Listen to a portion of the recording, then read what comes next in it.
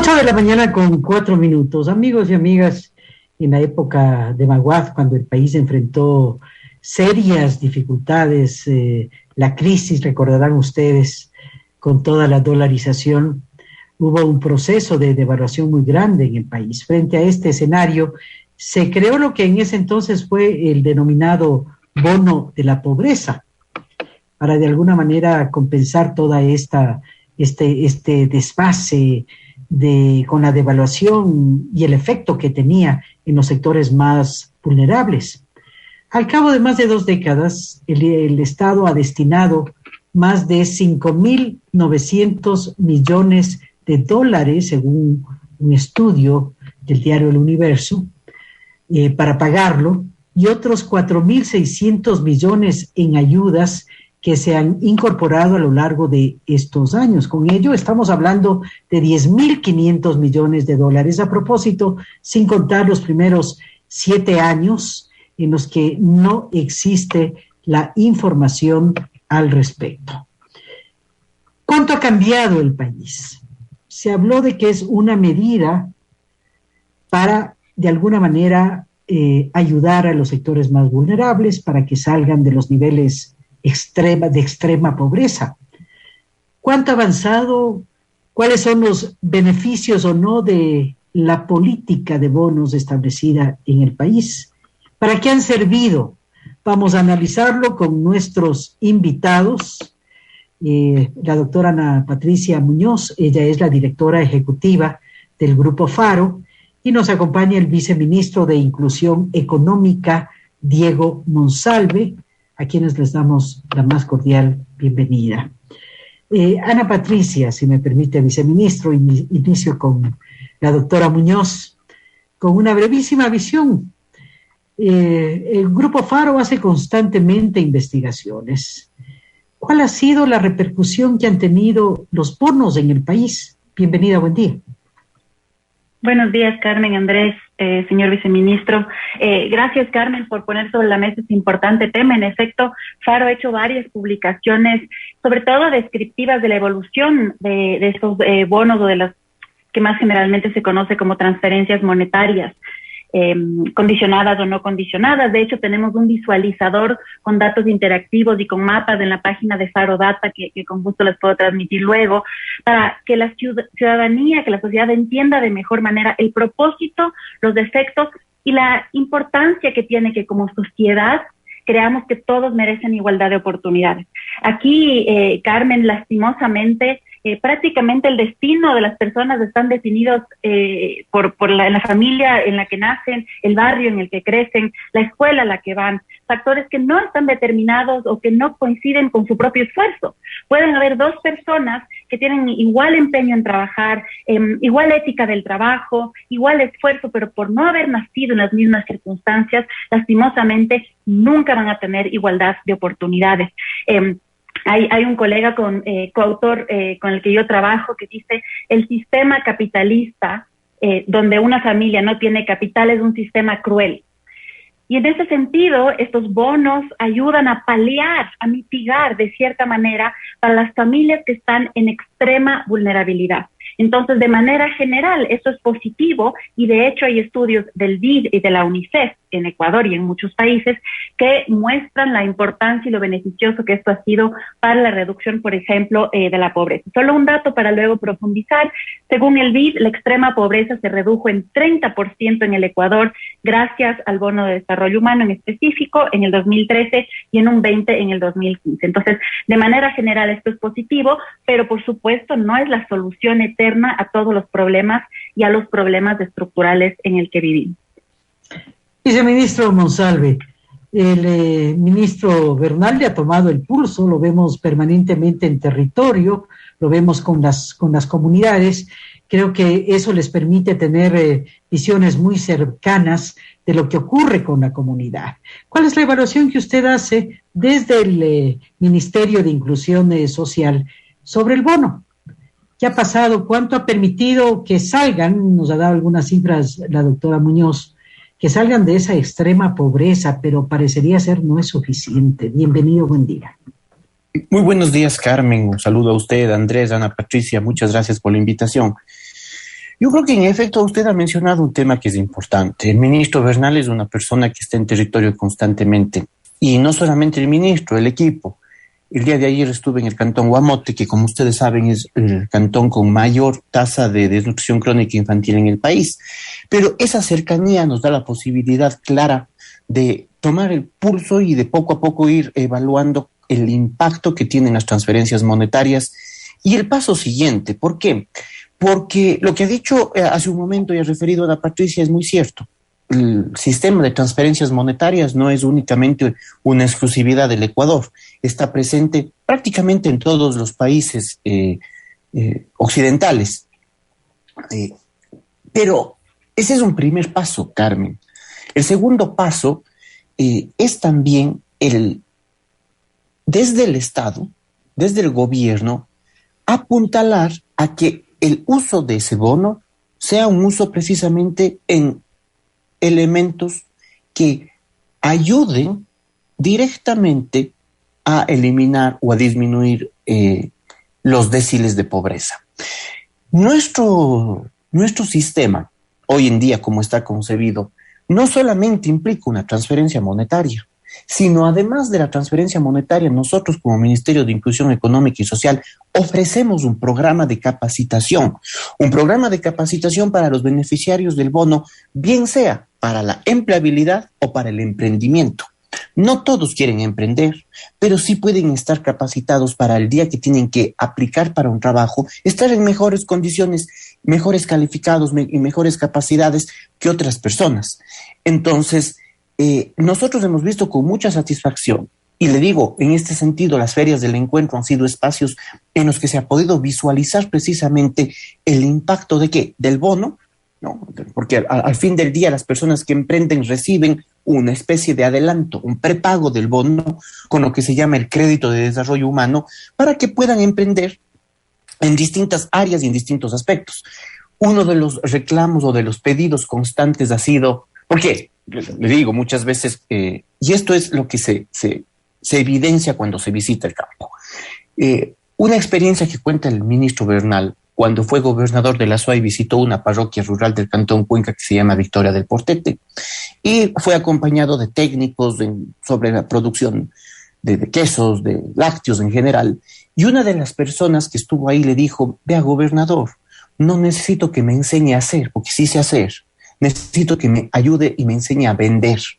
Entonces nosotros hemos visto desde el ministerio ese espacio, el de los canales de comercialización, y de ahí el impulso que ha dado el ministro Bernal a las ferias del encuentro, que son precisamente ventanas que cumplen dos objetivos interesantes. El uno es precisamente el que los emprendedores que reciben el bono comercializan sus productos, y el otro también es el de motivar a otro segmento de personas que reciben el bono, pero que no desean o no han deseado hasta el momento adentrarse en los emprendimientos. Hemos de entender que por la lógica y la naturaleza humana no todas las personas van a estar ni en posibilidades de un emprendimiento ni de la empleabilidad. Y esas personas siempre van a necesitar la ayuda del Estado, siempre, sin duda alguna. Pero hay otras personas que requieren una ayuda estatal de forma transitoria para precisamente dar este salto, para precisamente subir a ese otro nivel que es el de la comercialización o la empleabilidad de sus productos. Entonces, yo creo que no podemos verle al bono, y yo creo que además aquí se ve el impacto de estos porcentajes que hace un momentito nos decía Ana Patricia. El bono es un primer nivel, es un primer escalón, pero de ahí nosotros tenemos una serie de otros escalones. Está Carmen con el micrófono apagado. Que deben acompañarse de otras estrategias que ya las vamos a analizar, Andrés. Sí, porque a ver, Ana Patricia, estamos hablando que el bono entonces ha logrado paliar, digamos, el impacto de la pobreza, no eliminar la pobreza, por supuesto, pero tampoco creería el bono ha logrado el propósito que tiene que ver con la independencia, es decir, que la persona logre armar algo pequeño o que pueda ser independiente para finalmente dejar de recibir el bono, porque de hecho las estadísticas, entiendo, también hay personas que llevan 20 años cobrando el bono, se van a jubilar y van a seguir cobrando el bono, es decir, como que se acomodan y y ya es una suerte de estilo de vida. ¿Cómo mejorar eso para que finalmente el bono sea lo que sea transitorio y sea para lograr cierta independencia? Y sea también para momentos de emergencia, y por eso fue muy importante que el Ecuador por fin acelere el incremento de los beneficiarios del bono, primero un poco de emergencia y luego ahora ya el bono de desarrollo humano por efectos de la pandemia. Porque lo que pasó es que Ecuador fue el país que menos iniciativas de mitigación tuvo en la pandemia en América Latina, después de México. Es decir, la ayuda que dio el Estado ecuatoriano en la pandemia fue casi nula comparada a otros países de América Latina. Nosotros hicimos un estudio, por ejemplo, de los trabajadores autónomos, trabajadores informales, y cuando levantamos los datos en septiembre del 2020, solo el 1% había recibido algún tipo de ayuda.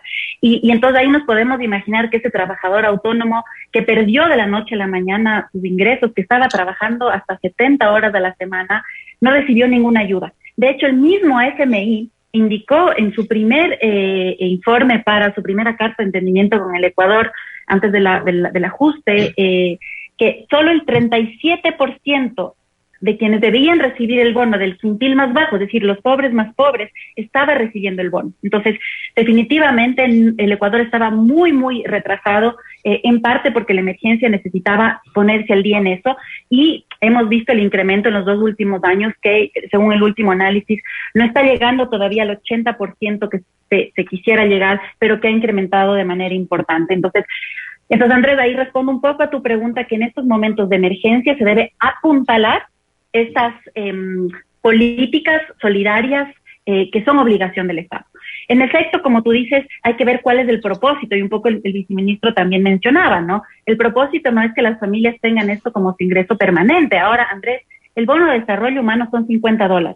Entonces, ni siquiera eso es suficiente para que una familia, digamos, se acostumbre y no busque trabajo. De hecho, la literatura muestra que los desincentivos son muy pocos para no buscar un trabajo cuando se tiene un bono, porque la naturaleza humana en general busca un mejor estilo de vida y busca el trabajo. Ahora, sí es cierto que habrán personas que están satisfechas con eso y que tal vez es un desincentivo, pero realmente esto es la minoría. Así como hay personas que tienen altísimos ingresos y que tienen herencias gigantes y deciden no trabajar después de recibir sus herencias. Entonces, la naturaleza humana hay de todo, pero en general creo que es muy importante, y con esto termino, no estigmatizar a quienes reciben estas transferencias. El 67% es usado en alimentación.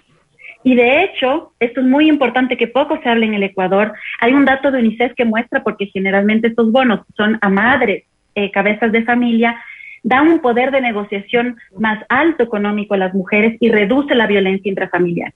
Entonces, hay también otros efectos secundarios positivos, pero estoy de acuerdo, Andrés, que esta no es la única solución y no debe ser algo permanente. Tiene un propósito específico que debe ser temporal y solucionar estos problemas, sobre todo en emergencia. Viceministro, es un bono para emergencias, un bono emergente, debe ser un bono temporal. Ya nos refería el viceministro que es necesario acompañar de otras acciones. ¿Cuáles son? ¿Qué está haciendo el Ministerio de Inclusión Social que siempre anuncia varias acciones? Y eso es positivo. Hemos conocido al economista Bernal como un luchador social, a su equipo de trabajo, y creo que eso ayuda en el camino, viceministro. ¿Qué acciones conjuntas para fortalecer los efectos del bono están realizando? Gracias, Carmen. No sé si es que Andrés me parece que quería decir algo. No sé si es que puedo sintetizarla. Por favor, sí, es que Carmen... Mis disculpas, Andrés. Ok, conteste, por favor, viceministro, y luego voy yo. No hay problema. Muchas gracias. Varios proyectos, Carmen. El Ministerio de Inclusión Económica y Social tiene 2 grandes pilares, que es el Viceministerio de Inclusión Económica, que se encarga precisamente de las transferencias monetarias, y el Viceministerio de Inclusión Social, en donde está todo el sistema de ayuda, de trabajo conjunto con los CDIs, con el programa CNH, Creciendo con Nuestros Hijos, que son acompañamientos que se hace a las madres y se les indica, se les forma en ciertas y determinados parámetros de cuidado y de protección a sus hijos. Pero estos son algunos, y justamente voy a referirme a algo que Ana Patricia tocó hace un momento, que es la lucha contra la violencia basada en género. Uno de los programas que hemos presentado hace poco se llama Impulso Violeta, y ese precisamente lo que pretende es a las mujeres que reciben el bono, el empoderarles y en darles las herramientas para que además del bono puedan recibir, por ejemplo, capacitación en huertos urbanos y que puedan ir alcanzando su independencia económica. Esto es un tema que va de la mano, no son temas aislados. Como bien decía Ana Patricia hace un momento, el beneficio del bono tiene además una repercusión en disminuir los índices de violencia basada en género. Entonces, es un asunto estructural que va atado, concatenado. Entonces, en el ministerio tenemos ese proyecto, el ministro va a presentar dentro de muy poco tiempo el programa de Impulso Joven. Entonces, son varios proyectos que se van complementando dentro de una estructura que guarda completa lógica y armonía. ¿Para qué? Para que las personas beneficiarias del bono no simple y llanamente reciban el bono, sino que de la mano va el tema de Impulso Violeta, va el tema de las ferias de emprendimiento y va la capacitación para la empleabilidad que ya mencioné hace un momento. Entonces, como ustedes pueden ver, son varios los aspectos y varias las posibilidades que son ofrecidas a los beneficiarios del bono para que precisamente puedan no solamente contar con una herramienta que sería el bono, sino con varias para ir poco a poco saliendo de su situación de pobreza y pobreza extrema. Viceministro, tengo aquí una cifra, no sé si está actualizada, a propósito de que serían los ecuatorianos 1.400.000 más o menos los beneficiarios del bono. Si es así, bueno, uno dice, caramba, es una población importante y qué bien que se atienda, ¿no? Pero ¿cuál es la meta? Porque lo ideal, presumo, sería reducir, es decir, no deberíamos vanagloriarnos, digamos, por una cifra tan alta. Ojalá pudiésemos hablar de que los beneficiarios son muchos menos. ¿Hay alguna meta en términos de ir reduciendo o qué expectativa hay frente al tema? A ver, dos cosas. La primera, desde luego, la meta es ir reduciendo, ¿sí? Pero para reducir a futuro, este momento tenemos que incrementar. Hace un momento ya se expuso en el panel y se indicó de que incluso el Fondo Monetario Internacional señalaba que el Ecuador no cumple con los parámetros mínimos siquiera. Y de hecho, le cuento a Andrés de que de acuerdo a la última métrica, ya de acuerdo al último reporte del Registro Social, tenemos que incluir aproximadamente a 263,000 personas que las hemos venido incluyendo desde el mes de diciembre del año 2021 y las estamos incluyendo paulatinamente. ¿Por qué? Porque sí, es verdad. Yo creo que la meta, el deber ser, la aspiración que tenemos todos es disminuir, tener menos pobres en el país. Pero para llegar a eso, primero tenemos que sincerar los datos y tenemos que atender a las personas que verdaderamente están en esa situación de pobreza. Por lo tanto, más bien estamos incrementando. Y hay otra cosa, estamos incrementando los beneficiarios del bono, pero también se ha incrementado un bono, que es el bono de contingencia para los afectados de desastres naturales, porque hemos visto que este invierno ha sido bastante cruel, y no solamente el invierno. Lo vimos lo que pasó en Zaruma, hemos visto lo que pasó en el Cantón Nabón, lo que pasó en Guano, lo que pasó en Agasca. Entonces se creó por parte del presidente en el mes de enero de este año un bono para atender y dar una asistencia inmediata, rápida, directa a las personas que han sufrido estos embates de la naturaleza y de otros tipos de situaciones antrópicas. Pero en realidad lo que usted dice es cierto, aproximadamente 1.400.000 ecuatorianos reciben el bono y por el momento se tiene que aumentar, porque son más ecuatorianos los que necesitan. No olvidemos de que hemos venido y estamos arrastrando una situación económica crítica, agravada por la pandemia. Entonces es evidente, es lógico de que el número de personas en pobreza era mayor. Bueno, Ana Patricia, todo esto está atravesado obviamente por la situación del país. Hemos tenido una crisis multidimensional en el Ecuador, la crisis económica que arrastramos, el tema de la pandemia. Hoy por hoy se requiere contar instrumentos que generen inversiones, que generen fuentes de trabajo. Si la situación del país no mejora, ¿cómo logramos sacar a todas las personas de la pobreza, Ana Patricia? Ese es un excelente punto, Carmen. El último informe de pobreza que tenemos del Instituto Nacional de Estadística y Censo, con datos de diciembre, 27.7% de la población ecuatoriana está en pobreza. Un retroceso de 10 años, mejorando un poco el reporte anterior, hay que decirlo, donde era más del 30%. En el reporte anterior, el 51% de las familias de zonas rurales eran pobres, ahora es cerca del 49%. ¿Y qué quiere decir vivir en pobreza? Quiere decir que una familia tiene menos de $85 mensuales. Imaginémonos qué quiere decir vivir con eso y qué quiere decir que 3 de cada 10 familias vivan en esa situación. Ese es el Ecuador en el que vivimos. Y en ese contexto, en FARO estamos muy preocupados y trabajamos fuertemente en temas de educación, en temas de equidad y de asegurar que sean políticas justas y redistributivas, y también en temas de transparencia. Y ahí quiero unir las tres cosas. Yo he dicho cosas muy positivas sobre los bonos, incluso con evidencia regional, pero hay cosas que se tienen que mejorar y no podemos hacernos de la vista gorda de esas cosas. Aquí menciono algunas. Transparencia. Nosotros hemos tenido reportes, no sé si reportes, pero información y además desde dominio público, de que se tranza con los bonos, ¿no? Con los beneficiarios. Entonces, como decía Andrés, se los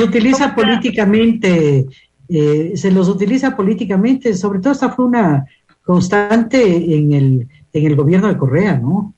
Aparte de esa tranza política. Y a lo que me refiero, y también puede existir eso, es que se juega con quién es beneficiario o no. Entonces, tú me pagas algo y ahora tú vas a ser beneficiario, no sé yo, bono de $50, me das los 25 y te doy el bono. Entonces, como pasó con el tema de los beneficios de carnet de discapacidad. Entonces, ahí el viceministro, el ministro del MIET tiene una responsabilidad gigante de asegurarse que eso sea transparente. Porque si no, como decía Andrés, ya no es tanto el vivo que utiliza para siempre su bono, es el vivo que no debería, que no merece tener ese ingreso y que le está quitando a una familia que no tiene $85. De hecho, pobreza extrema es de $48 para vivir. Eso es inaudito. Lo segundo es el tema del registro social. El registro social es donde es la gran base de datos, donde se determina quién se beneficia y quién no se beneficia. Y esto es algo puramente técnico que debe ser muy transparente y que el Banco Mundial, entiendo yo, ha tenido fondos ya por 6 años para actualizar el registro social. Espero yo que ya haya habido una mejora, pero es imposible tener una política pública que llegue a quienes deben llegar si no tenemos un registro social importante. Lo tercero, diría yo, es esta atomización de los bonos, ¿no? Entonces hay el bono de desarrollo humano, hay el bono Joaquín Elías Lara, hay el bono por discapacidad, hay el bono para adultos mayores, hay el bono para emergencia, hay el bono por la desnutrición crónica infantil, hay el bono por la violencia contra la mujer, etcétera, etcétera, etcétera. Entonces, ahí, digamos, tenemos que tener políticas públicas integrales que nos permitan, además a centros de investigación como FARO y a la sociedad civil en general, poner atención a si está funcionando o no. Y finalmente, una cosa chiquita es la evaluación de impacto para ver si esto realmente está funcionando. Les he mencionado muchos datos, pero creo que es hora que estas políticas públicas integren un proceso de evaluación también. Claro, evaluar las métricas son fundamentales, ya lo refería el viceministro, porque eso nos permite reajustar siempre estrategias. Andrés, concluimos contigo. Viceministro, recuérdeme cómo empata el tema que tiene que ver con la desnutrición crónica infantil. ¿Es posible dirigir o garantizar que parte del bono vaya destinado a la adquisición de productos alimenticios? ¿O nada que ver? A ver, Andrés, muchas gracias. Voy a empezar por su pregunta, porque hay algunos temas que los mencionó Ana Patricia que me resulta imperativo referirlos. Claro. Ha sido un esfuerzo, y le digo, es un tema que está todavía debatiéndose porque se está por presentar desde la presidencia un bono para la desnutrición crónica infantil. Sin lugar a dudas, uno de los componentes. Ayer, como les decía, estuvimos de una visita en el Cantón Guamote y en comunidades del Cantón Guamote, una visita en la que estuvo personal de la Secretaría Técnica Ecuador Crece Sin Desnutrición, la directora de la Unidad de Registro Social, el personal del Banco Mundial, una misión de expertos además, y uno de los componentes para la lucha contra la desnutrición crónica infantil es el bono. Hay otros más.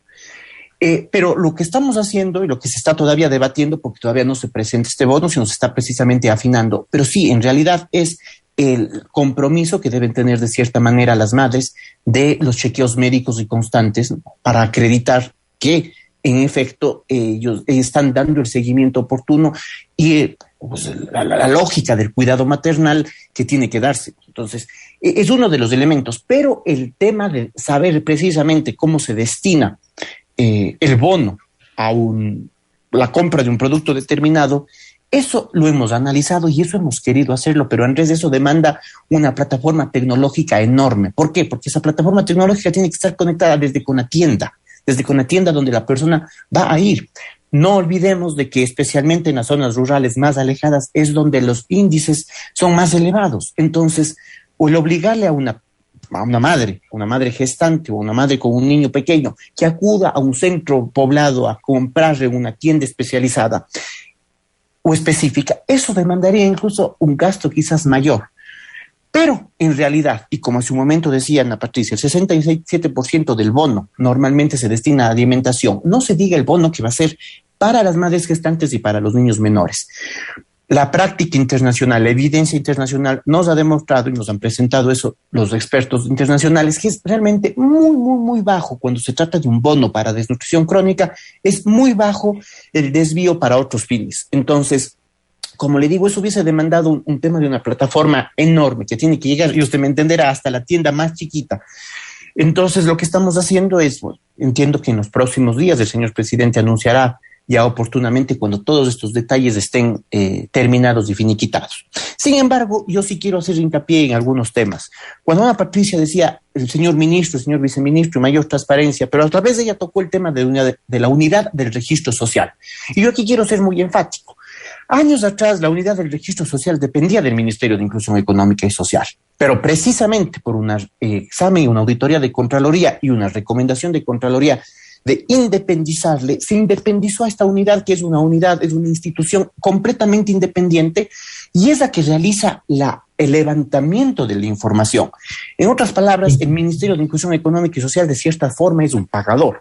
Claro que nosotros con la información que nos llega de la unidad de registro social la cruzamos para ver si es que la persona que el registro social nos dice que debe recibir el bono en este periodo de tiempo no ha visto su RUC, no ha empezado a facturar, no ha comprado un bien inmueble o no ha matriculado su carro o no está trabajando registrada en el Instituto Ecuatoriano de Seguridad Social. Ese trabajo lo hacemos, pero la parte técnica de levantamiento de datos, de información, que además ahora el objetivo y el espíritu es de que sea permanente, ¿no?